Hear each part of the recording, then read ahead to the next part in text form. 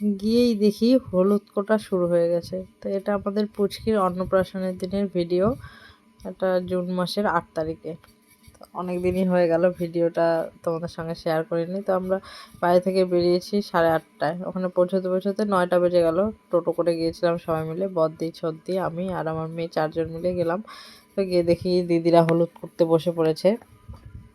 তো সেটাই একটুখানি ভিডিও নিয়ে নিলাম, নিয়ে আমি একটু পুচকিটাকে আদর করলাম, পুচকিটাকে কোলে নিলাম, কারণ ওর তো কোনো কান্নাকাটি নেই, যে নিচ্ছে যে যেভাবে রাখছে সে সেভাবেই ওই থেকে যাচ্ছে তার কাছে, মানে কোনো কান্নাকাটি নেই। আর আমি তো বাচ্চাদের চটকাতে একটু আদর করতে বেশিই ভালোবাসি, কারণ আমার কাছে তো ও যখনই নিচ্ছে মানে কোনো কান্নাকাটি নেই, আসছেও চুপচাপ, কি সুন্দর হাসছেও।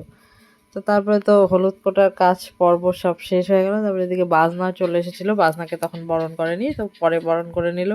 তো ওই যে বদ্দি আর হচ্ছে দিদির 2 জা আর 3জন মিলে বাজনাকে বরণ করে নিল ওরা। তো বাজনা বরণ করে নেবার পরে মানে দিদি কুলোর ধানটাকে অনেকবার সামনে আর পেছনে নিল, সেই ভিডিওটা আর করা হয়নি। তারপরে ওই দিদি বলছে আসো নাচবো সবাই মিলে।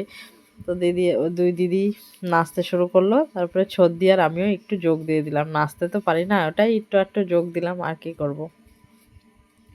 সেটাই তোমাদের সঙ্গে একটু শেয়ারও করে দিলাম। তো কেমন হয়েছে আমার নাচটা একটু বলো তোমরা। আর যা গরম পড়েছিল, মানে গরমের মধ্যে কিছুই ভালো লাগছিল না।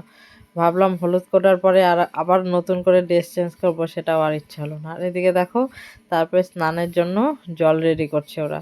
স্নানের গামলাটাকে ফুল দিয়ে সাজানো হলো, সবাই মিলে সাজিয়ে দিল। তারপরে যে পুচকিকেও খাইয়ে দিয়ে রেডি করে নিয়ে চলে এলো স্নান করানোর জন্য।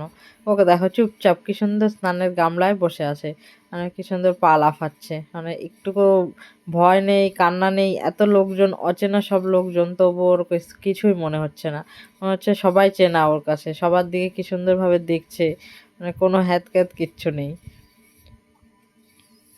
দেখো যে যেভাবে করছে সে সেভাবেই ওই বসে আছে, মানে কোনো ইয়ে নেই। এই তারপরে আমরা একটু হলুদ দিয়ে স্নান করে নিলাম, স্নান করিয়ে দিলাম। এদিকে দিদি এসে বরণ করে নিল, কারণ আমরা যা বরণ করিনি, দিদি এসেই বরণ করে নিল বরণ ডালা দিয়ে। তারপরে স্নান পর্ব সেরে সবাই মিলে চলে যাব তারপরে আরেক মন্দিরে পুজো দিতে। দেখো কি সুন্দর হাত পা লাফাচ্ছে। আর আমরা সেদিন বাড়ির সবাই গিয়েছিলাম, কেউ বাদ নেই। আমরা 4 যা, কাকা শ্বশুরের বাড়ির ওইদিকে ওরা 3 যা, আমরা 7 জায় গিয়েছিলাম। আর আমাদের একটাই ননদ, যেহেতু মানে ননদের বাড়ির সব অনুষ্ঠানে আমরা সবাই যাই, মানে যেহেতু সবাই ভালোবাসি। তা আমাদের পুচকিটাকে কেমন লাগছে অবশ্যই তোমরা দেখো, বলো ভিডিওটা কেমন লাগছে। দেখা হচ্ছে পরের আরও একটা ভিডিওতে।